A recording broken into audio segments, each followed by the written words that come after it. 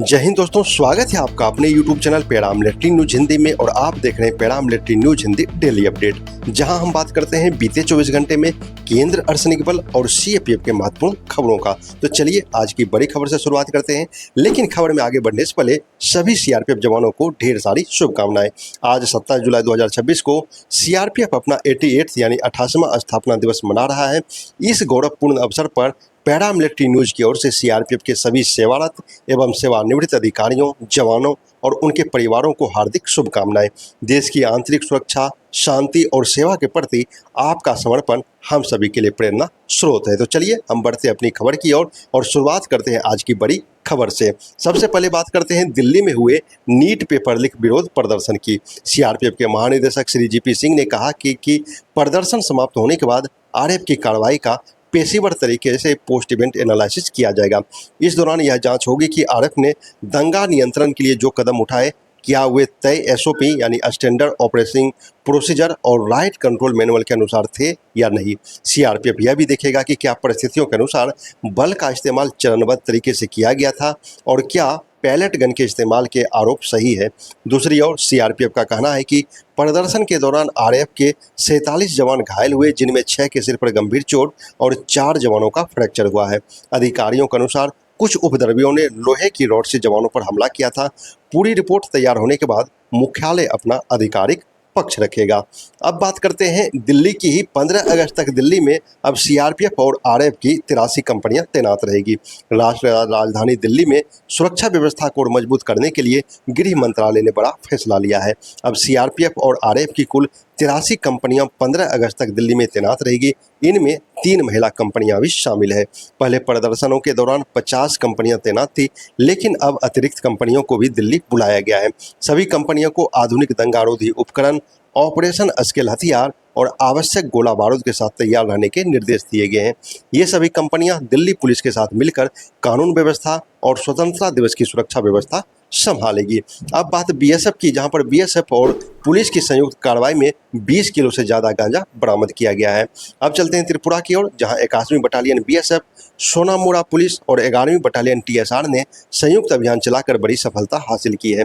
गुप्त सूचना के आधार पर की गई कार्रवाई में एक मोटरसाइकिल को रोककर 20 किलो 700 ग्राम का सूखा गांजा बरामद किया गया, जिसकी अंतर्राष्ट्रीय बाजार में कीमत लगभग 4 लाख रुपये बताई जा रही है। मामले में एनडीपीएस एक्ट के तहत केस दर्ज कर लिया गया है और अधिकारियों ने कहा है कि सीमा क्षेत्र में नशा तस्करी के खिलाफ ऐसे अभियान आगे भी लगातार जारी रहेंगे। अब बात करते हैं सीएसएफ की, जहां पर आर्मी और सीएसएफ ने मिलकर ड्रोन सुरक्षा प्रशिक्षण शुरू किया है। इंदौर में आर्मी वार कॉलेज महू में सीएसएफ के एयरपोर्ट सिक्योरिटी ग्रुप के जवानों के लिए विशेष ड्रोन ट्रेनिंग कोर्स आयोजित किया गया है। इस प्रशिक्षण का उद्देश्य जवानों को ड्रोन से जुड़े उभरते सुरक्षा खतरों से निपटने के लिए तैयार करना था। प्रशिक्षण के दौरान आधुनिक ड्रोन तकनीक, निगरानी और जवाबी कार्रवाई के तरीकों की जानकारी दी गई। इस अभ्यास में आर्मी और सीएसएफ के बीच बेहतर तालमेल भी मजबूत हुआ। अब बात करते हैं कारगिल विजय दिवस पर असम राइफल्स की भव्य बाइक रैली की। 27वें कारगिल विजय दिवस के अवसर पर असम राइफल्स ने नागालैंड की राजधानी कोहिमा में भव्य बाइक रैली का आयोजन किया। यह रैली कारगिल युद्ध के वीर शहीद कैप्टन निके झाकाऊ कैंगरूसी महावीर चक्र मरणोपरांत को समर्पित रही। नागालैंड के राज्यपाल नंद किशोर यादव ने रैली को हरी झंडी दिखाई और शहीद के माता पिता को सम्मानित किया। इस आयोजन में असम राइफल्स के जवानों, पूर्व सैनिकों, स्थानीय युवाओं और मोटरसाइकिल क्लबों ने बड़ी संख्या में भाग लिया। कार्यक्रम का उद्देश्य देशभक्ति की भावना और सेना नागरिक संबंधों को और मजबूत करना था। अब चलते हैं अरुणाचल प्रदेश की ओर, जहां पर एसएसबी कैंप का अरुणाचल प्रदेश के राज्यपाल ने दौरा किया है। अरुणाचल प्रदेश के राज्यपाल लेफ्टिनेंट जनरल के.टी. पटनायक ने एसएसबी की 73वीं बटालियन शेरगांव का दौरा किया। इस दौरान उन्हें गार्ड ऑफ ऑनर दिया गया और एसएसबी के अधिकारियों ने सीमा सुरक्षा से जुड़े अभियानों की जानकारी दी। राज्यपाल ने जवानों को संबोधित करते हुए उनकी पेशेवर कार्यशैली, अनुशासन और सीमाओं की सुरक्षा में निभाई जा रही भूमिका की सराहना की। उन्होंने परिसर में पौधा रोपण भी किया है। अब एक और बड़ी खबर सीएसएफ से आ रही है, जहां पर सीएसएफ ने लाखों रुपया का सामान यात्री को लौटाया है। कर्नाटक के मंगलुरु अंतर्राष्ट्रीय हवाई अड्डे पर सीएसएफ की सतर्कता एक बार फिर देखने को मिली। एयरपोर्ट परिसर में एक लावारिस पाउच मिलने के बाद सीएसएफ की क्विक रिएक्शन टीम और बम निरोधक दस्ते ने सुरक्षा जांच की। जांच में कोई खतरा नहीं मिलने पर पाउच खोला गया, जिसमें $10,000 अमेरिकी, 500 यूएई दिरहम, सोने की अंगूठी, आईफोन, पासपोर्ट और बैंक कार्ड मिले। सीसीटीवी और एयरलाइन की मदद से यात्री से संपर्क किया गया और सभी औपचारिकताएं पूरी करने के बाद उसका सामान सुरक्षित वापस सौंप दिया गया।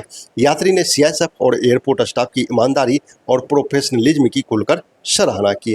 अब एक दुखद खबर सीआरपीएफ से आ रही है। उत्तर प्रदेश के प्रयागराज से एक दुखद खबर सामने आई है। सीआरपीएफ के सब इंस्पेक्टर चंदन सिंह का शव उनके गांव के पास एक तालाब में संदिग्ध परिस्थितियों में मिला। वे अपनी मां के इलाज के लिए छुट्टी लेकर घर आए थे और शनिवार शाम घर से निकले थे, लेकिन वापस नहीं लौटे।